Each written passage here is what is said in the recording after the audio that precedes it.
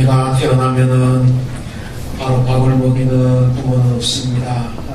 금방 태어나면 모유를 먹이든지 아니면 우유를 먹입니다. 그리고 좀 커서 이제 밥을 먹여도 소화를 시킬 만한 때가 되면 그때 가서 이제 아이에게 밥을 먹입니다. 믿음도 그렇습니다.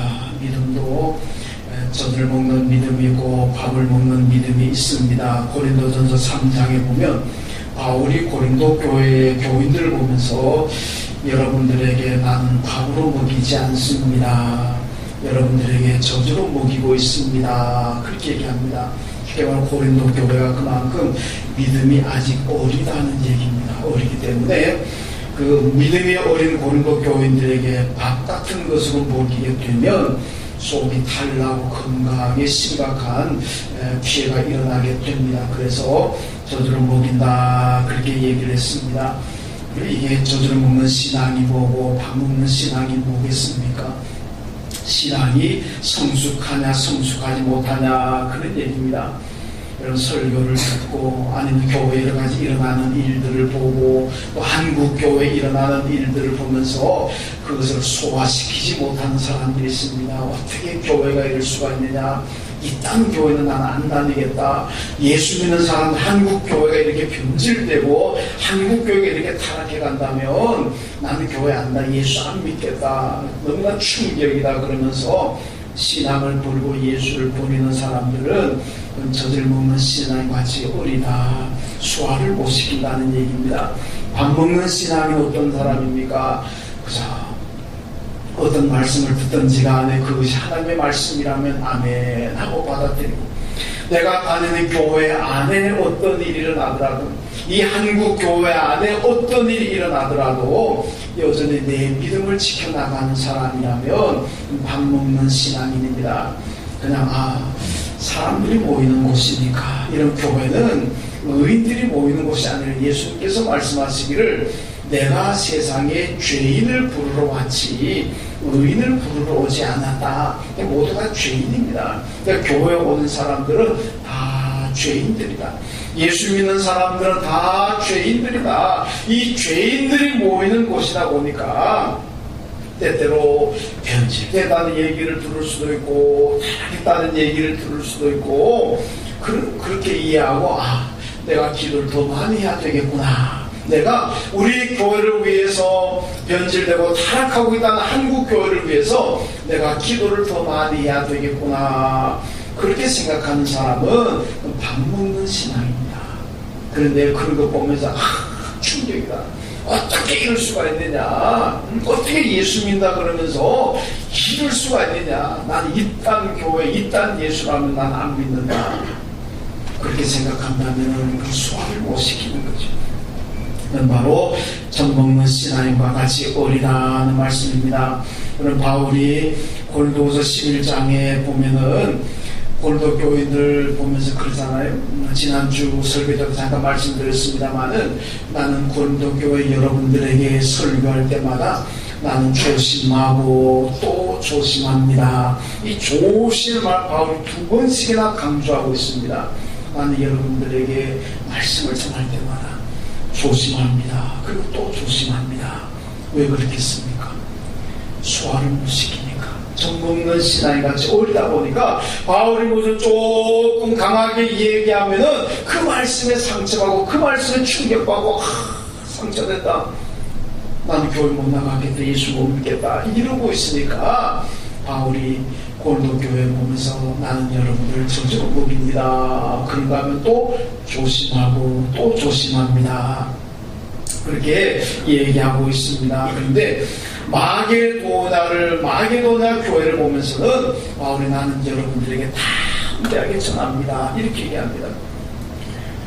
여러분 그리스가 북쪽이 마게도냐잖아요. 마게도냐 지방에 속한 교회가 필리포 교회, 데살로니가 교회 이런 교회들이고, 남쪽 아가야 지방에 속한 교회가 고린도 교회가 아덴 지역이 있습니다. 근데 바울이 이 북쪽에 있는 마게도냐 교회를 보면서는 나는 여러분들에게 하나님의 말씀이라면 무엇이든지 담대하게 전합니다.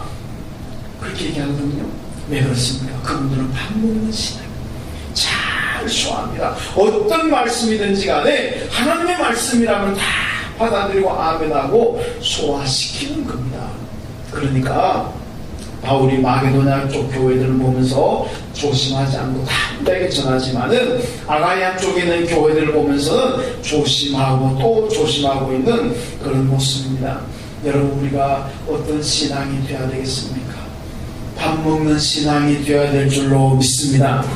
어떤 말씀을 듣든지 간에 이단 사설이 아니고 하나님의 말씀이라면 아멘으로 받아들이고, 여러분, 교회 안에 우리 교회가 큰 분란은 없습니다만 혹시라도 앞으로 우리 교회 안에 어떤 분란이 일어나든지 한국 교회 안에 어떤 지탄받는 일이 일어나든지 그것 때문에 충격받았다 그러면서 교회 안 간다는 그런 젖먹는 신앙이 되지 마시고, 죄인들이 모이는 곳이니까 별의별 일이 다 일어날 수가 있겠구나, 내가 기도해야지, 이런 밥 먹는 신앙이 되시길 주님의 이름으로 축원합니다.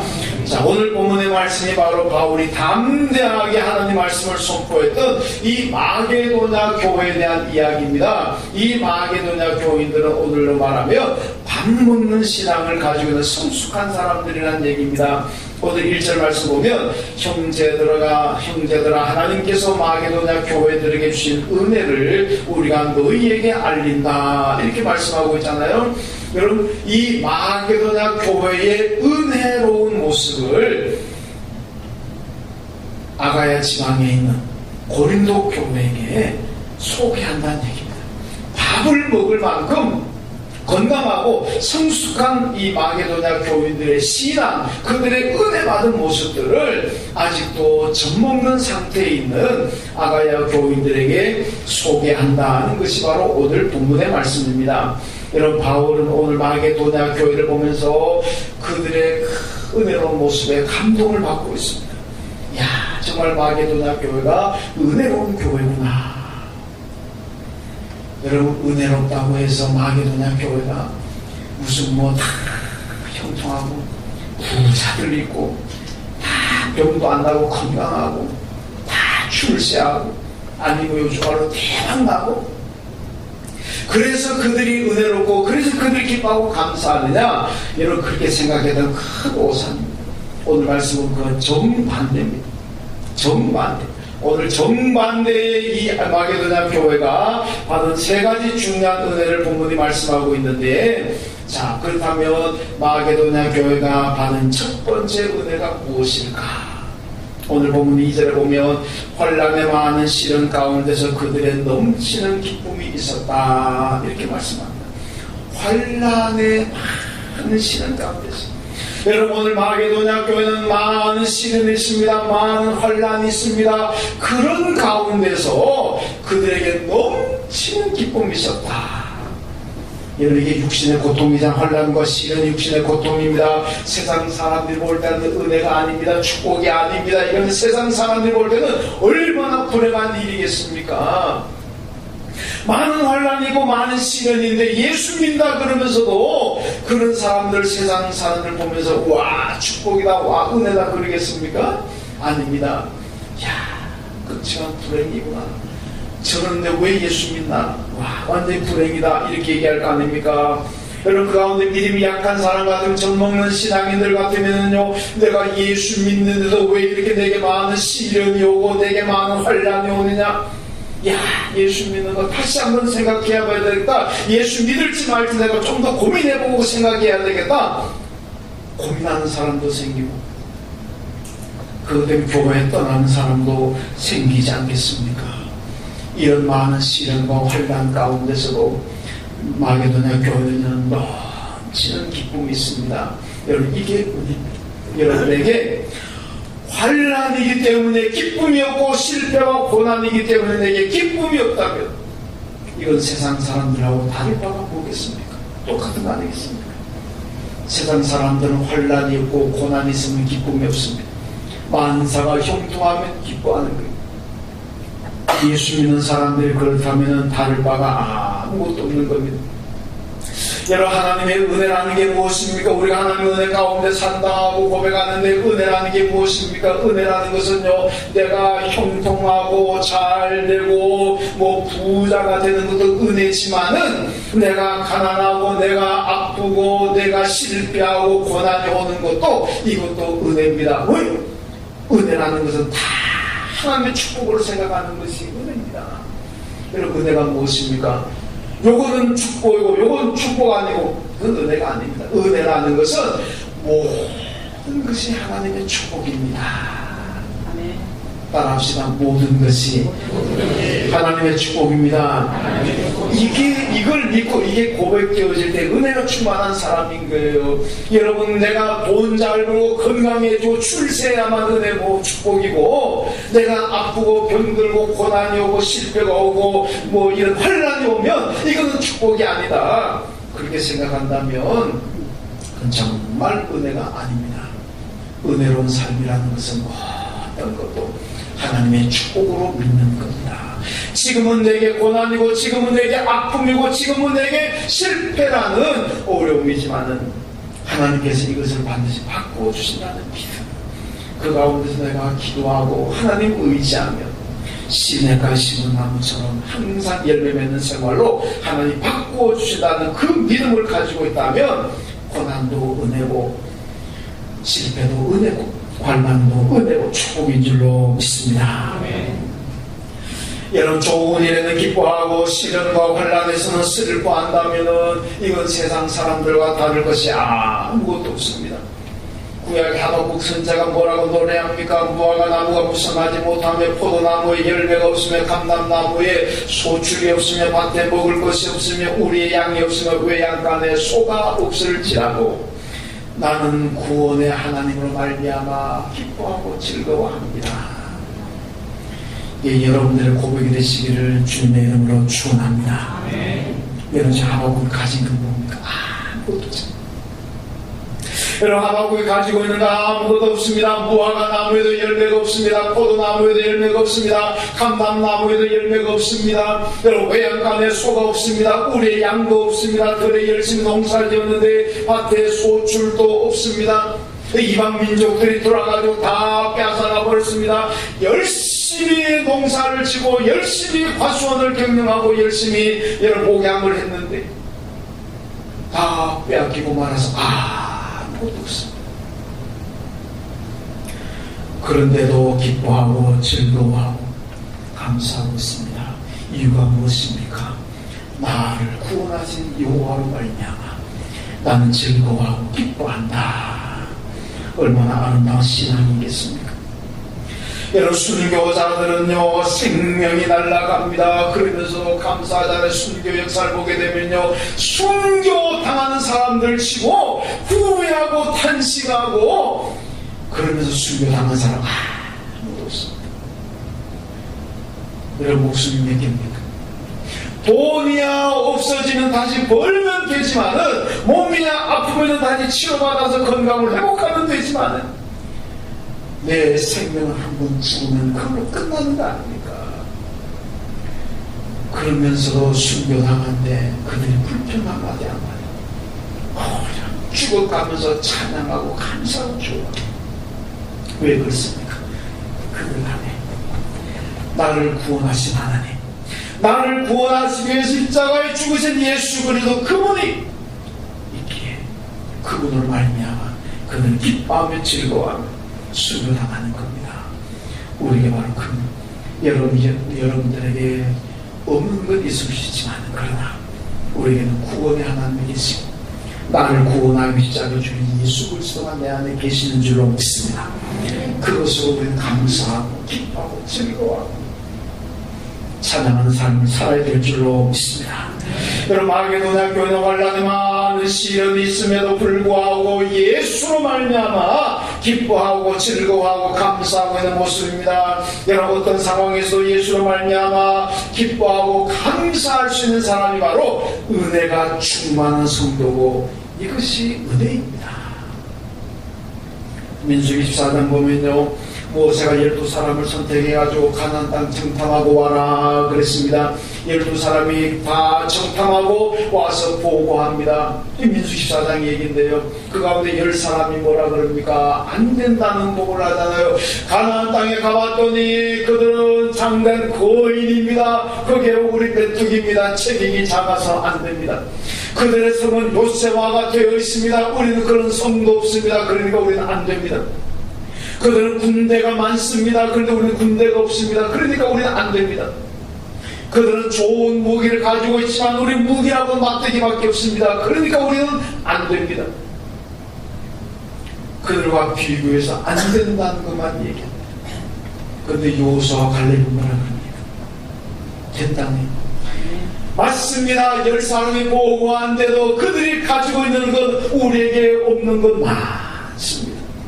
그래서 힘들지도 모릅니다. 그러나 그들에게 없는 것 우리에게 있습니다. 그분이 누구냐? 여호와 하나님. 전쟁의 승패를 좌우할 수 있는 여호와 하나님이 우리에게는 있지만 그들에게는 없습니다. 그러니까 우리는 이깁니다. 갑시다. 결국 여호수아 갈렙의 얘기대로 이스라엘이 가나안 점령할 수 있지 않았습니까? 그들에게 없는 하나님이 이스라엘에게는 계십니다. 그래서 이깁니다. 여러분들에게 아마 이웃 사람들과 세상의 부자들과 잘 사는 사람들하고 비교해보면 없는 건 많을 겁니다. 그렇죠? 여러분들 대한민국의 재벌들하고 비교해가지고 그들이 가지고 있는 걸 다 가지고 있습니까? 부자들이라고 하는 사람들이 가지고 있는 그것들을 다 가지고 있습니까? 제가 잘 모르지만 아마 가지고 있지 않은 거 많을 겁니다. 그것 때문에 낙심하지 마시죠. 저 사람은 저런 거 좋은 거 다 가지고 있는데 나는 왜 없나? 아이고 이래가지고 내 인생 어떻게 살아가나? 실패는 예고된 거나 마찬가지네. 그렇게 생각하지 말라는 얘기. 왜? 그들에게 없는 것 내게 있습니다. 그분은 누굽니까? 하나님 예수 그리스도. 나를 사랑하셔서 구원하시기 위해서 독생자를 보내신 하나님이 계시고 나를 구원하시기 위해서 십자가에 죽으신 예수 그리스도가 오늘 저와 여러분에게 계시는 줄로 믿습니다. 그러니까 염려할 것도 없고 낙심할 것도 없고 세상 사람들이 가지고 있는 것 내가 못 가졌다고 해서 여러분 절망할 필요가 없습니다. 한숨 쉴 필요 없습니다. 그들이 없는 하나님, 그들이 없는 예수가 오늘 저와 여러분 안에 계시기에 언제나 즐겁고 기쁘게 마게도나 교회처럼 그렇게 사시기를 주님의 이름으로 축원합니다. 두 번째로 마게도냐 교회가 가지고 은혜로운 삶이 무엇입니까? 2절 말씀 보니까 극심한 가난이 그들의 풍성한 연보를 넘치도록 하게 하였다고 말씀하고 있습니다. 3절에 가면은 그들이 힘대로 할 뿐 아니라 힘에 지나도록 자원하여 드렸다 그렇게 말씀합니다.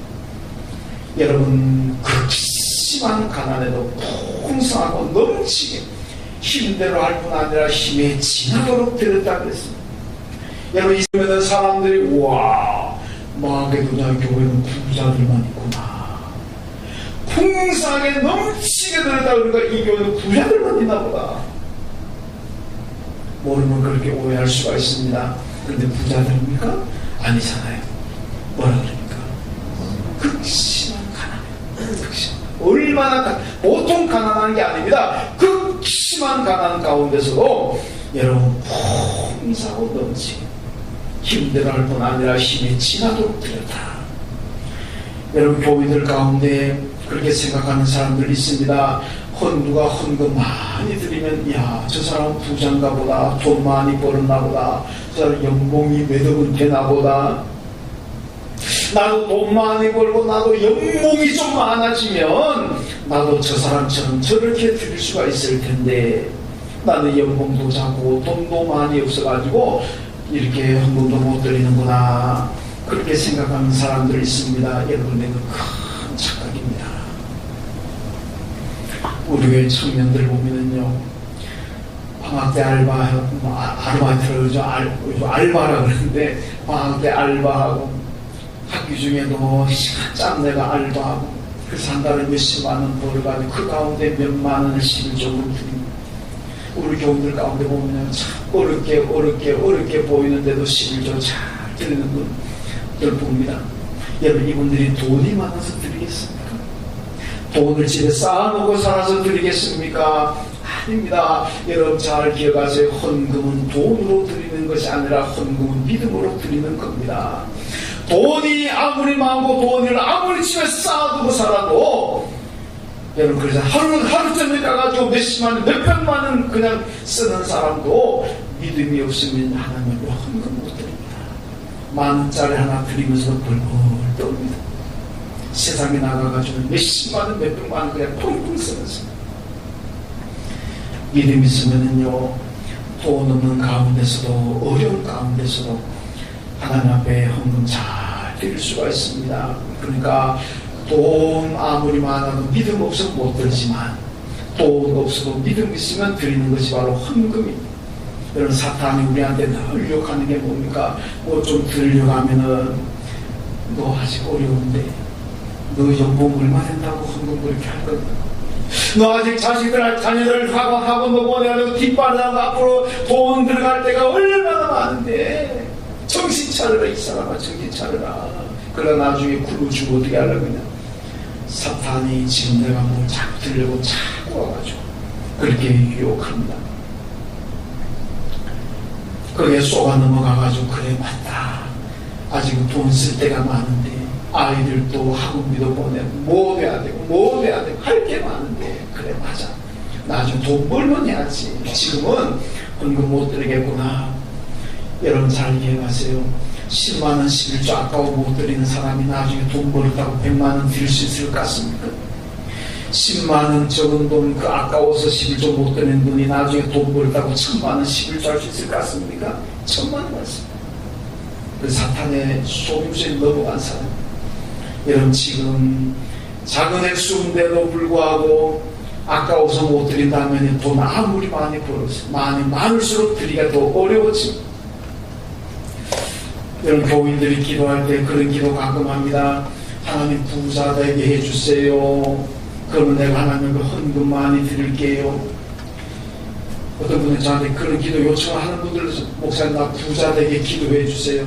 그러면 제가 하나님께 헌금도 많이 드리겠습니다. 여러분, 이건 정직한 기도 아닙니다. 그건 하나님 속이는 기도입니다. 여러분, 정말로 정직한 기도는 무슨 기도인지 아십니까? 하나님, 내게 하나님께 드릴 수 있는 물질이 있습니다. 그런데 내가 믿음이 없어서 물질을 못 드립니다. 드릴 물질이 있지만 내 믿음이 약해서 아까워서 못 드리고 있습니다. 하나님, 내게 하나님께 드릴 수 있는 믿음을 내게 주십시오. 이게 정직한 기도입니다. 그게 바르잖아요. 여러분, 물질 못 드릴 형편이 어디 있습니까? 다 드릴 수 있습니다. 과부는 동전 2개도 드리잖아요. 그것도 주님 보시고 얼마나 칭찬하십니까? 돈이 없어서 못 드리는 것이 아니라 믿음이 없어서 못 드리는 겁니다. 그래서 믿음 달라고 기도해야 되는 겁니다. 여러분, 성도들이 하나님 앞에 자꾸 조건을 겁니다. 여러분, 흥정을 하려고 그럽니다. 흥정을 시장에 가서 하는 것이 흥정이지 하나님과의 관계에서 흥정하는 것 아닙니다. 하나님 이렇게 해주세요. 그럼 내가 이렇게 하겠습니다. 하나님 이 기도 들어주세요. 그러면 내가 이렇게 하겠습니다. 하나님 내가 아들 잘 대박나게 해주세요. 그러면 내가 이렇게 하겠습니다. 이 하나님하고 흥정하는 겁니다. 이 조건적인 믿음입니다. 이거는 결코 올바른 믿음이 아닙니다. 여러분, 믿음이 있으면 지금 드리는 거예요. 믿음이 있는 사람은 어떻게 해주면 드린다는 것이 아니라 지금 여기서 하나님께 드립니다. 시간도 물질도 봉사도 섬김도 충성도 헌신도 지금 여기서 하는 것이 어떻게 해주시면 내가 어떻게 하겠습니다. 그건 시장에 가서 하는 일이지 하나님과 하는 관계가 아닙니다. 여러분, 믿음이 있는 사람은 무엇이든지 지금 드리지만은 믿음이 없는 사람은 항상 다음으로 믿습니다. 하나님, 지금은 내가 바쁩니다. 지금은 내가 어렵습니다. 다음에 할게요. 내년에 할게요. 아이들 키워놓고 할게요. 시장을 보내놓고 할게요. 뭐 좀 많이 벌면, 은행의 잔고가 좀 많이 늘어나면 그때 가서 할게요. 여러분, 믿음이 없는 사람의 특징이 언제나 다음으로 미루는 겁니다. 그러나 믿음 있는 사람들은 지금 여기서부터 드리는 겁니다. 마게도나 교민들이 보니까요, 극심한 가난인데도 이상하게 들었습니다. 넘치도록 들었습니다. 보통 믿음이 없는 사람들 같으면 하나님 나중에 제가 돈 많이 벌어서 드리겠습니다. 지금은 어렵습니다. 그렇게 얘기할 터인데, 그렇게 할 터인데, 마게도나 교민들 정말로 바울이 말한 대로 밥을 먹는 신앙인들이기 때문에 바로 지금 여기서부터, 지금 극심하게 가난하지만은 여기서부터 드리면 이게 믿음의 결과, 이게 은혜로운 모습입니다. 여러분, 이것이 바로 마게도나 교회의 은혜로운 모습입니다. 이런 은혜를 우리가 받아야 될 줄로 믿습니다. 자, 그 다음 마게도나 교회의 세 번째 은혜로운 모습이 무엇입니까? 오늘 4절에 보니까 이 은혜와 성도 섬기는 일에 참여함에 대하여 우리에게 간절히 구하니, 5절에 가면 그들이 먼저 자신을 주께 드렸다. 마게도나 교회의 세 번째 은혜가 무엇입니까? 여러분, 성도를 섬기는 일에 나를 꼭 참여하게 해주세요. 이걸 바울에게 간절히 구하고 있습니다. 그냥 인사적으로 하는 얘기가 아니라 지나가는 얘기로 하는 얘기 아닙니다. 듣기적으로 하는 얘기가 아닙니다. 바울을 가지고 바울 선생님, 바울 사도님, 하나님의 교회를 위해서 섬기는 일, 성도들을 섬기고 봉사하는 일이 있다면 나를 꼭 좀 거기 끼워주세요. 참여하게 해주세요. 나도 하고 싶습니다. 이걸 부탁 안 돼요. 간절히 구한다 그랬죠. 이 얼마나 은혜로운 모습이, 이것이 바로 은혜입니다. 여러분, 은혜 받은 교회, 은혜 받은 성도의 특징이 뭔지 아십니까? 교회가, 은혜가 충만한 교회가 되면 뭔가 자꾸 하려고 하는, 이것도 하려고, 저것도 하려고 하고, 뭐든지 하려고 하는 교회. 은혜가 충만하기 때문에 그래요. 은혜 충만한 성도는 뭐든지 하려고 그럽니다. 이것도 하고 싶고 저것도 하고 싶고 하여튼 간에 하려고 하다가 시행착오 나올 수도 있고 하려다가 실수할 수도 있지만 그럼에도 불구하고 하려고 합니다. 하려고 해. 바울이 뭐는 내가 복음을 전하지 않고 견딜 수 없어요.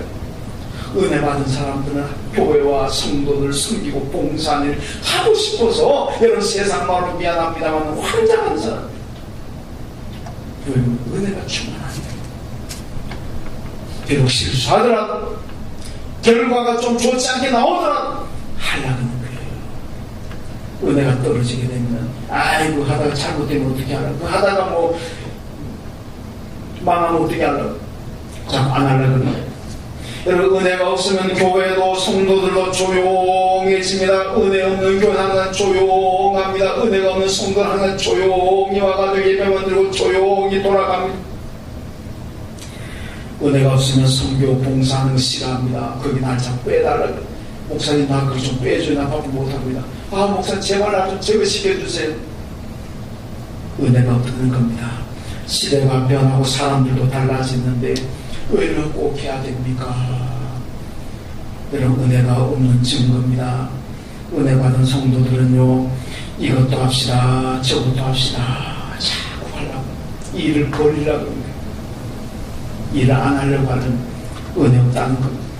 조용히 목사님 나 그냥 조용히 신앙생활하고 싶습니다. 나 그냥 교회 조용히 다니고 싶으니까 제발 나 좀 조용하게 갈 수 있도록 해주세요. 여러분 잘 기억하세요.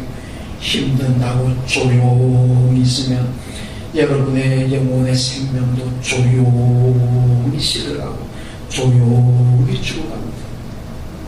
힘든다고 조용히 있으면은요, 여러분 하나님께 받은 축복도 조용히 사라집니다. 조용히 하나님이 거두었습니다. 이거 아셔야 됩니다. 그러나 조용히 믿음생활 하려고 하지 말고 좀 시끌벅적하게 믿음생활 하세요. 교회나 좀 시끌벅적하고, 살아있는 교회는 시끌벅적하지만은 조용한 은혜가 없는 교회는 무덤같이 조용히, 공동묘지가 뭐 얼마나 조용합니까? 교회를 공동묘지로 만들면 안 된다는 얘기입니다. 이런 교회와 성도를 하자는 쪽으로 가야 영혼의 생명이 살아납니다. 교회가 부흥하고 전도가 되고 하나님의 축복이 임하는 줄로 믿습니다. 여러분 교회의 일에, 주님 위하는 일에 하고 싶습니까? 참여하고 싶습니까? 아니면 자꾸 빠지고 싶으십니까? 여러분은 은혜 받았느냐 은혜 받지 못하느냐에 달려 있습니다. 오늘 마게도나 교회 어떻습니까? 이렇게 극심한 가난이면요 가서 돈 벌어야 되잖아요. 시험과 환란이 많아졌는데 입을 뒤집어 쓰고 그냥 방에 그냥 방콕 가고 싶지 않겠습니까? 야, 방콕 설명해야 되나요? 방에 코 박고 있는 게 방콕이라는 그런 상황인데, 그런데도요 바울에게 교회 일에 성도들 섬기는 일, 제발 나 좀 키워주세요. 나 좀 참여하게 해주세요. 이게 보통 신앙 가지고 되겠습니까? 이것이 바로 마게도냐 교회의 은혜입니다. 우리 교회가 이런 은혜 받아들일 줄로 믿습니다.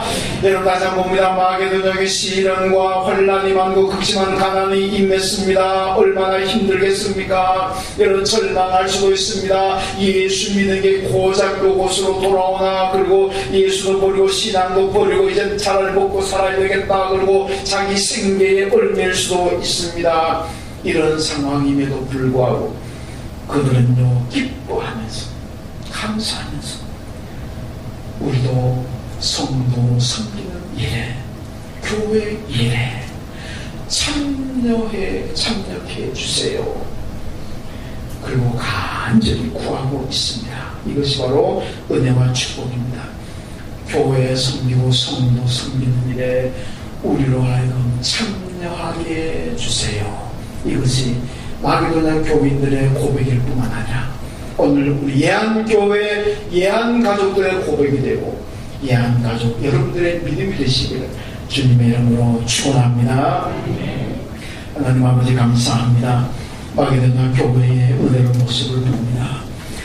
시련도 있고 환난도 많고 극심한 가난도 있지만 그런 가운데서도 주님을 섬기고 교회를 섬기는 일에 꼭 참여해달라고 간절히 구하고 있습니다.